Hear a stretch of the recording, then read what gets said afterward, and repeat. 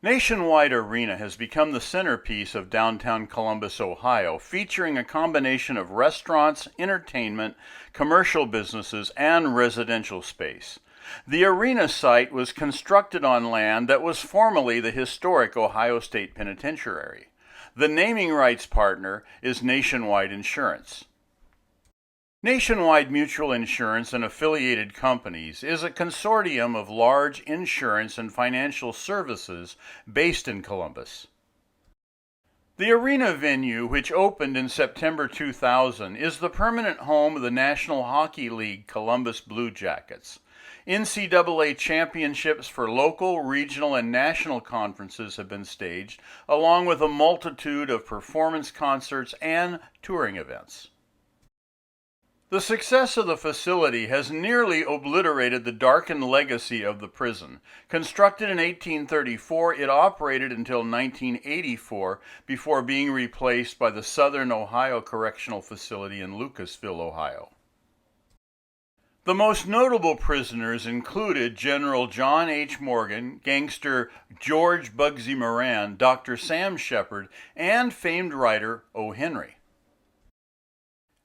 At its peak during 1955, the prison housed an excessive 5,235 inmates. Prison conditions were described as primitive.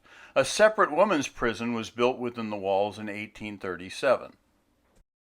Capital punishment was also administered within the walls, with the final death sentence and electrocution being administered to Donald Reinbold on March 15, 1963.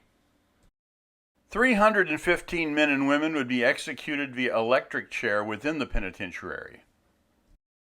The prison would survive a horrific fire during 1930, killing 322 inmates, primarily because the guards refused to promptly allow prisoners to vacate their cells. Another scandal during the 1950s involved a prominent researcher injecting prisoners with HELA cells in order to determine if the recipients became immune to cancer by developing an acquired immune response. Halloween night 1953 witnessed a prison riot resulting in 1 inmate death and 4 injured.